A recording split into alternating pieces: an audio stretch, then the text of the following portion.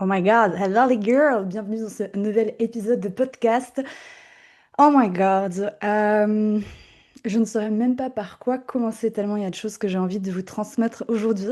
Déjà, il faut savoir qu'il y a un nouveau challenge qui s'en vient. On est le 29 septembre et le 1er octobre, je lance un nouveau challenge. C'est 21 jours. C'est Eat with a Pleasure et je veux en parler aujourd'hui. On va parler de la notion du plaisir, le plaisir dans l'assiette, le plaisir du corps, mais surtout qu'est-ce qui m'a amené aujourd'hui à parler du plaisir. Tout ce par quoi je suis passée finalement, parce que je vous assure que pour moi aussi c'est hyper challengeant. Je me pousse à chaque fois aussi à travers ces challenges. Je sors de ma zone de confort, ou plutôt j'élargis aussi ma zone de confort. Je trouve que le mot, il sonne en tout cas beaucoup plus puissant, je trouve, quand on dit j'élargis ma zone de confort. La première chose déjà que j'élargis ma zone de confort de ces dernières semaines, dans toute cette énergie du mois de septembre, eh bien, c'est déjà de ne plus me brider et je pense que c'est l'une des choses qui aujourd'hui m'est demandée et qui me travaille le plus, qui me trigger énormément, le fait de plus me brider dans ma manière de m'exprimer, dans ma manière de show up sur les réseaux sociaux, le fait de aussi venir ici et faire des épisodes de podcast vidéo. Donc celles qui regardent sur YouTube, vous pouvez aussi du coup regarder cet épisode de podcast qui est en vidéo. Donc franchement, c'est monstre challengeant. Ça me sort clairement de ma zone de confort, moi qui aime bien avoir ce côté, cette tendance à pas me cacher. En tout cas, vous allez comprendre. Pour les femmes qui ont cette peur de s'exprimer, de se montrer, de se rendre visible. Et donc, ça a été déjà un énorme mois de transformation. Et ce matin, je me suis posée donc pour créer le contenu qui va être dans le challenge. Et je me suis dit, oh my God, mais I need to go on live. Like, j'ai besoin de faire un podcast. Je sens que j'ai besoin de partager déjà énormément de choses. Peut-être pour toi, aujourd'hui, qui hésite encore à rejoindre le challenge, sache que ce challenge, une fois qu'il est créé, il est en replay et tu peux l'avoir à vie. C'est-à-dire que même si tu regardes après le 1er octobre cette vidéo, que tu tombes sur cette vidéo que tu as manifestée au cet épisode de podcast, tu peux toujours le rejoindre si tu sens cet appel de ce plaisir, cet appel du corps, cet appel de ton âme. Et aujourd'hui, je me suis dit, bah, Angèle, incarne aussi cette audace, incarne un peu plus ce plaisir dans ta vie. Qu'est-ce qui te fait plaisir? Et donc, ça va être un épisode de podcast hyper sans filtre, si je peux dire, euh, où je pars depuis ma vérité et je vous transmets tout ce que j'ai à vous transmettre aujourd'hui, ou du moins tout ce que j'ai à cœur de vous transmettre. Le chemin, il était monstre long. Franchement, il a été monstre long. Et aujourd'hui, je me dis, mais oh my God, like, tu parles d'un sujet qui, je trouve, est tellement tabou, surtout chez la femme, le plaisir. Le plaisir, quand une femme se fait plaisir. Le challenge, il s'appelle Eat with Pleasure, parce que pour moi, la nourriture, c'était cette ouverture vers la transformation. Et pour ça, on a besoin de regarder dans le rétro, et peut-être que vous l'avez entendu 150 fois, cette histoire, ou peut-être pas, peut-être que c'est la première fois que tu l'entends si tu débarques ici et que tu ne me connais pas. Mais dans mon cas, l'alimentation, la nourriture, ça a été l'un des portails de ma transformation. Et donc, Eat with Pleasure, il a fait tout son sens quand je me suis dit, mais ok, let's go. Il y a plusieurs années de ça maintenant, j'ai vécu et expérimenté les compulsions alimentaires, les troubles alimentaires. Et ça a été l'une de ces expériences qui m'a été le plus inconfortable et qui m'a vraiment ouverte la porte de s'asseoir dans l'inconfort. J'en avais honte, j'avais honte de me faire plaisir en fait. Et ce qui m'a le plus euh, fait mal, c'est que je n'arrivais plus à savourer et à manger des choses que j'aimais sans culpabiliser derrière, sans me sentir honteuse et sans avoir honte. Et je me disais, et c'est pas possible en fait, c'est pas possible. Et à un moment, à ce moment-là, je me suis fait cette promesse qui me prend toujours aux tripes. J'étais là, mais en fait, je vais aider toutes ces femmes de cette terre qui un jour ont découvert que leur cri de l'âme, finalement, ça a été à travers la nourriture de se dire, j'en suis arrivée à un point, je me suis rendue à un point où quand je mange, j'arrive plus à manger sans culpabiliser, sans m'en vouloir. Et ça, c'était il y a maintenant, je dirais, 6 ans, 6 7 ans, que ce chemin finalement a commencé. Et chez moi, ça a été cette porte de l'ouverture. C'était vraiment, comme je l'ai dit, ce cri de l'âme. Et je suis convaincue que tout ce que j'ai créé jusqu'à maintenant, c'est moi qui l'ai manifesté. Et quand je dis ça, je suis pas dans l'intention et j'ai pas envie que votre mental vous fasse encore plus culpabiliser parce que c'est un cercle vicieux sinon. C'est plutôt pour vous rendre le pouvoir et vous dire que vous avez le pouvoir de transformer la situation, vous avez le pouvoir de changer les choses. Et je sais que quand on est en train de vivre quelque chose, d'expérimenter quelque chose de fucking inconfortable, eh bien souvent on ne voit pas le bout du tunnel. On se dit ça va jamais se finir, je vais jamais y arriver en fait. Mais à un moment donné, si vous êtes comme moi, on s'en rend à un point où on se dit fuck, I'm done. I'm done with this shit. I'm done with that. I'm done with. J'en ai marre en fait de me raconter la même histoire avec mon mental. Et chez moi, ça a été ça. J'ai eu besoin d'aller au bout de la chose. J'ai eu besoin d'aller expérimenter jusqu'au bout, à m'en rendre à un point stop. En fait, c'est pas ma vie, c'est pas la vie que je veux.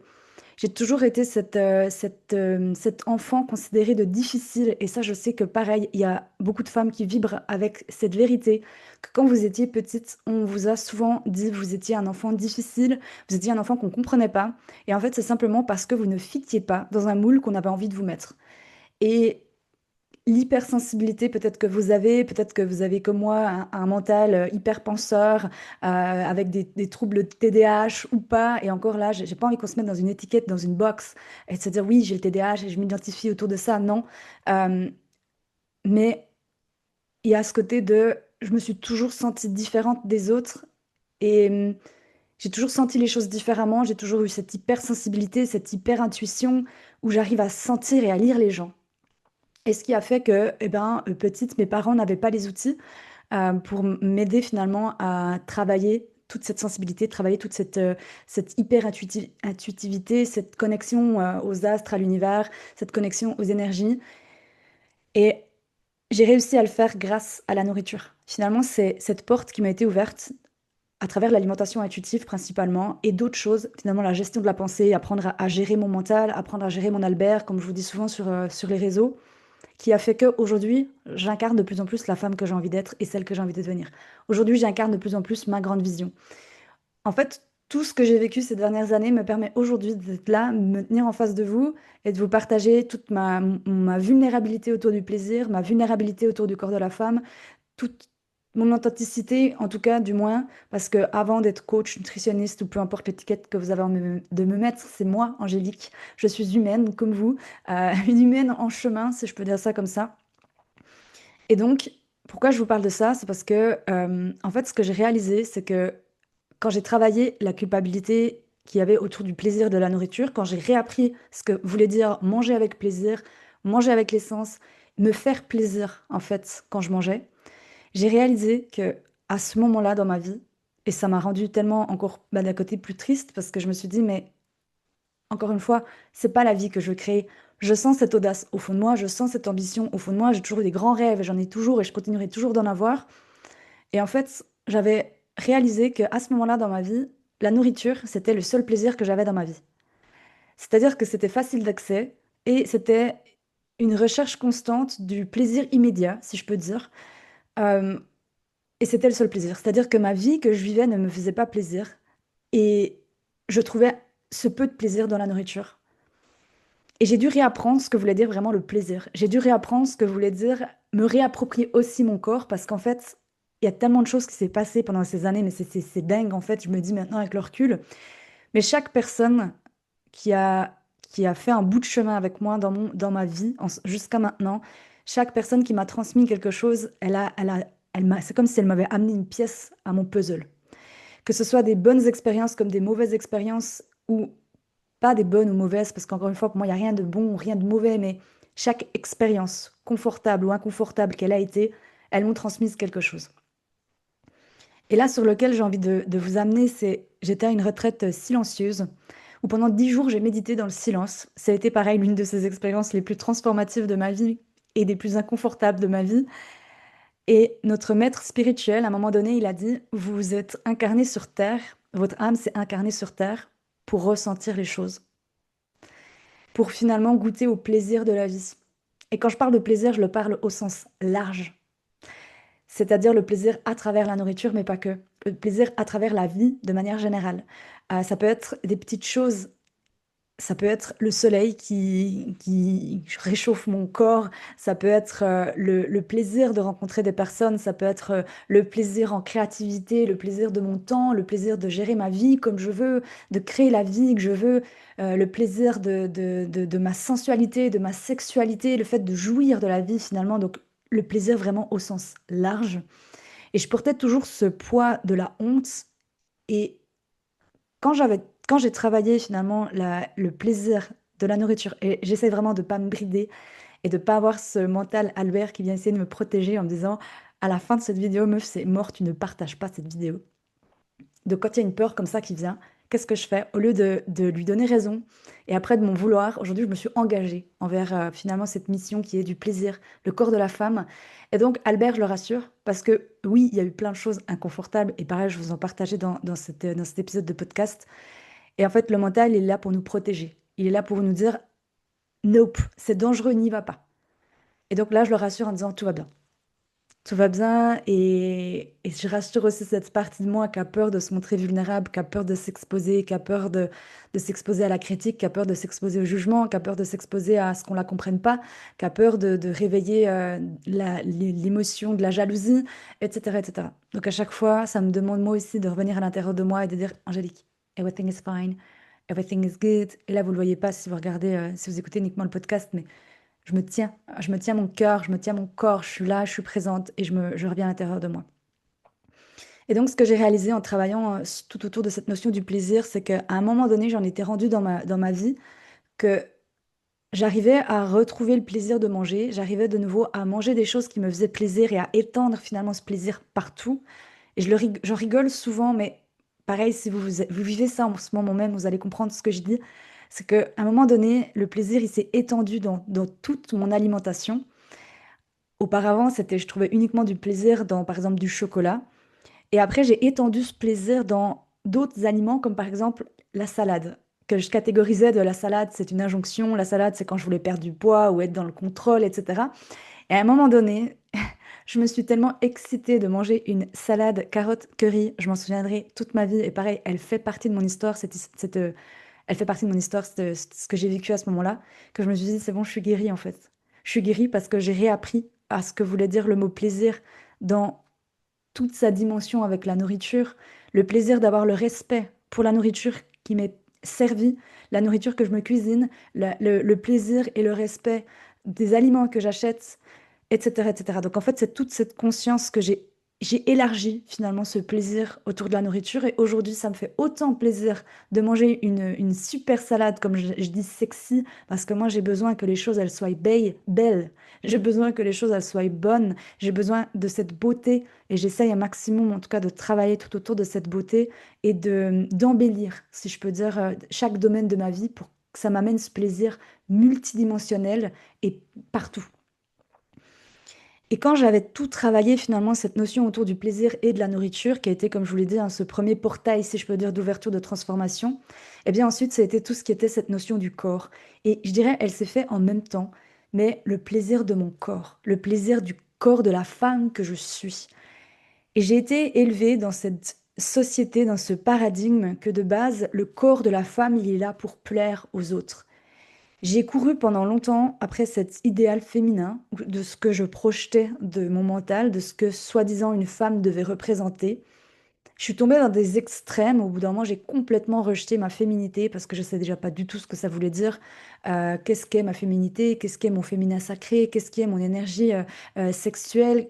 Qu'est-ce que tout ça représente? J'en avais aucune idée. Donc j'ai dû, finalement, ce que je dis souvent, j'ai dû tout désapprendre pour réapprendre qu'est-ce qui, moi, me correspondait aujourd'hui.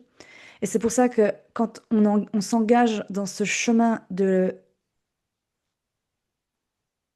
chemin du développement personnel, le chemin de la connaissance de soi, le chemin de la manifestation, ou peu importe le mot que vous voulez prendre, eh bien, c'est pas changer qui nous sommes.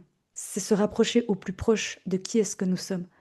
C'est se rapprocher au plus proche de notre vérité, de celle qui sommeille au fond de nous, de cette version de nous qui est là. Et c'est d'enlever des couches, en fait, qui nous correspondent plus. Et ça nous demande, ouais, d'aller dans l'observation, mais ça n'a pas besoin d'être dans, dans la douleur, en fait. Souvent, quand on pense à la transformation, ou en tout cas si vous étiez comme moi, j'avais cette tendance à me dire, mais ça, c'est que ça veut dire que ça va être douloureux. Ça veut dire que oui, bien sûr qu'on passe par des phases inconfortables, bien sûr, mais ça n'a pas besoin d'être dans la douleur, ça n'a pas besoin d'être dans la souffrance en fait. Et un jour, ma meilleure amie, une de mes meilleures amies, elle m'a dit, en fait, elle voyait le développement personnel plus comme un dépouillement personnel. Et des fois, il y a cette croyance qu'on pense que le développement personnel, c'est ultra égoïste, alors qu'en fait, il y a une phrase qu'on dit, je ne peux pas changer le monde, c'est en me changeant moi que je peux avoir un impact sur le monde. Et ça m'a toujours fait vibrer cette vérité-là, de rassurer en fait cette partie de moi, mais tu fais que ça pour ta gueule, en fait, tu fais que ça pour toi, pour ton bien-être, pour ta vie, tout ce que tu construis, c'est que pour toi, tu es une mauvaise personne, et de rassurer cette partie-là en disant, non mais attends, wait a minute, je n'ai pas le pouvoir sur les autres. Et il y a le soleil qui est en train d'arriver, je vais être illuminée dans dans la caméra, mais on va laisser, tout est juste. Je ne peux pas, oula, oh my god, là le soleil ici, il est monstre. Attendez, je vais essayer de. Bon, si je vais juste, moi, me reculer comme ça, prendre le micro avec moi. Et ce que je dis par là, c'est que finalement, il y a cette croyance aussi que quand on pense à soi, on est quelqu'un d'égoïste, alors que est-ce qu'on est vraiment égoïste? Moi, honnêtement, je ne pense pas. Et en tout cas, c'est pas la vérité que je vibre à chaque fois quand je travaille sur moi. Je sais que j'ai un impact positif sur les autres. Je sais que c'est comme ça finalement que je peux au plus proche me rapprocher de ma mission de vie, au plus proche incarner celle que j'ai envie d'être. Et je pense toujours à ma fille ou à ma petite fille intérieure, et je me dis quelle est the legacy que j'ai envie de lui donner, quel est l'héritage que j'ai envie de lui transmettre. Et tout ce que je fais aujourd'hui, que ce soit autour de justement cette notion de plaisir, je pense qu'il y a toujours cette valeur fondamentale qui pour moi est la liberté. Je vis pour la liberté d'être qui est-ce que j'ai envie d'être, la liberté de m'exprimer comme j'ai envie de m'exprimer, la liberté de m'habiller comme j'ai envie de m'habiller, la liberté de créer la vie que j'ai envie de faire, la liberté de réaliser les rêves que j'ai envie. Et c'est là, elle vibre beaucoup avec la petite fille que j'étais. J'ai toujours été une petite fille très curieuse de la vie, très joyeuse, très dynamique, qui croquait finalement cette vie à pleines dents, qui avait des rêves et des ambitions à n'en plus finir. Et à un moment donné, ben, je pense comme tout enfant, comme la plupart, à un moment donné, on perd ce feu intérieur, on perd cette vérité intérieure. On en a peur en fait. On en a peur, et c'est là qu'on commence finalement à jouer ces fameux rôles. Et donc, c'est d'aller penser à elle, penser à sa petite fille, penser à ta petite fille, penser à votre petite fille, penser à, même si vous avez une fille finalement, moi je n'ai pas d'enfant, mais pensez à elle, et demandez-vous au plus profond de vous, mais qu'est-ce que vous avez envie de lui transmettre? Quel est le modèle que vous avez envie de lui transmettre? Quelle croyance est-ce que vous avez envie de lui transmettre en fait? Et moi j'essaie un maximum de débroussailler tout ça, déjà pour me reconnecter au plus proche de ma petite fille, mais aussi pour le jour où j'ai une fille, qu'elle ait peut-être pas à vivre tout ce que j'ai vécu. Et si elle a à le vivre, bah pareil, c'est que ça sera son chemin de vie, elle aura quelque chose à apprendre à travers ça. Et donc, je voulais vous dire, je m'en suis rendue là par rapport au plaisir qui était multidimensionnel, où je l'ai travaillé beaucoup bah, justement avec la nourriture, et après ça a été dans le corps. Et à un moment donné, j'ai été choquée, et là, ça m'a demandé énormément d'aller travailler justement sur tout ce qui était mon énergie sensuelle, sur ma féminité. Quand j'avais des rapports intimes, et où je ne m'autorisais pas à ressentir le plaisir à ce niveau-là. C'est comme si je me bloquais, je ne m'autorisais pas. C'est comme si mon corps rejetait ce désir. C'est comme si je n'avais pas le droit de ressentir ce désir-là. Et je me disais, mais c'est incroyable en fait. Tout ce que j'ai appris avec la nourriture, maintenant ça se transpose, et ça me demande d'aller libérer et d'aller guérir aussi finalement tout ce qui est en lien avec le corps de la femme. Et c'est pour ça qu'aujourd'hui, je pense que j'attire beaucoup dans mon univers, beaucoup de femmes qui vibrent cette même fréquence, cette même vérité, où elles se disent, j'ai envie de me réapproprier qui est-ce que je suis, j'ai envie de réapprendre finalement qui est-ce que je suis, de désapprendre toutes celles que je ne suis pas. Et pareil, dans toute cette quête parce qu'il y a mon intuition qui me dit des choses, il y a cette énergie qui passe à travers moi. Et mon mental, il vient avec plein de questions. Et lui, il a besoin de comprendre. Il était là, mais pourquoi? Pourquoi aujourd'hui est-ce que tu as envie de parler de plaisir? Pourquoi aujourd'hui est-ce que tu as envie de parler d'audace? Et je me suis questionnée à tout ça. Et la réponse que j'ai pu donner à mon mental, c'est que, eh bien, en fait, quand on observe tout ce qui est les énergies avec les chakras, les différents chakras, toutes ces énergies-là, Eh bien, quand, en fait, j'ai vu l'autre jour une vidéo d'une femme qui disait que dans notre société, là où je suis, en tout cas en Europe, on a beaucoup finalement développé tous ces chakras du haut du corps, où il y a ce côté de... et encore, c'est encore une énergie qui est masculine, et c'est, je dirais, ça concerne peut-être plus les hommes que les femmes, mais j'ai pas envie de faire de généralité, mais ce côté de le paraître le paraître, les possessions, etc. Et attention, je dis pas que moi aussi j'ai pas envie d'avoir de possession, c'est pas soit l'un soit l'autre, mais on a beaucoup développé finalement tout ce qui est au niveau du paraître et moins ce qui est au niveau de l'être. Et en fait, l'être, ce sont tous ces chakras qui sont le chakra racine, celui qui est dans la matière, celui qui est ancré ici et présent, celui qui est dans le corps, qui revient dans le corps, le chakra, tout ce qui est sacré autour justement de cette énergie, notre énergie sexuelle qui est fucking puissante. Elle est monstre puissante, elle est créatrice et je le vois, je le sens et je l'ai expérimenté quand à un moment donné la vie m'a invité justement par ce blocage que j'avais dans mes relations intimes, m'a invité à me dire, à observer finalement cette résistance, non pas comme un frein, mais cette résistance comme un palier d'expansion à mon prochain niveau de conscience, de réalisation de soi, et d'aller voir qu'est-ce qui se cachait à ce moment-là.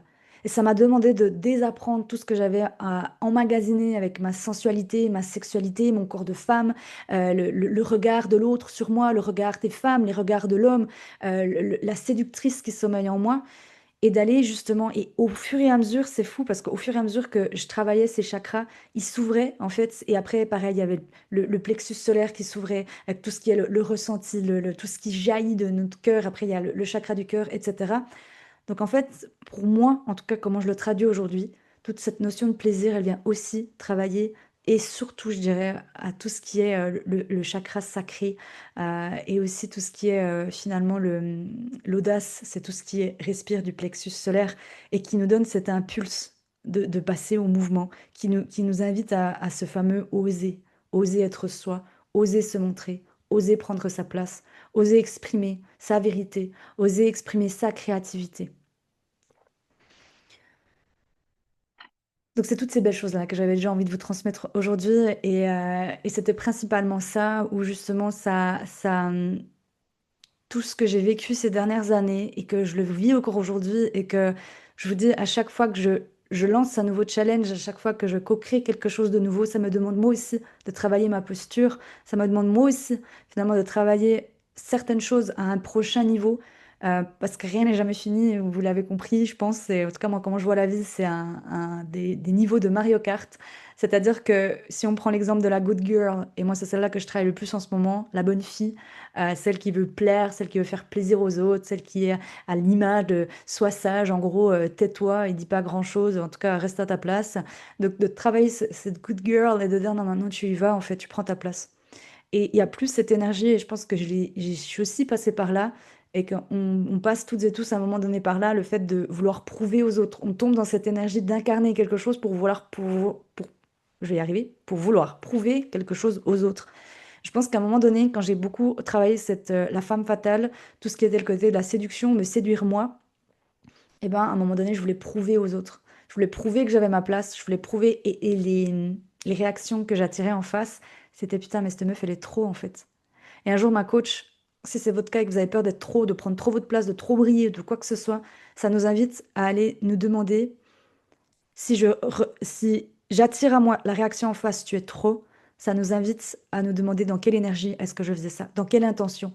Parce que quand c'est une intention de pur d'amour, on n'attire pas ça à nous.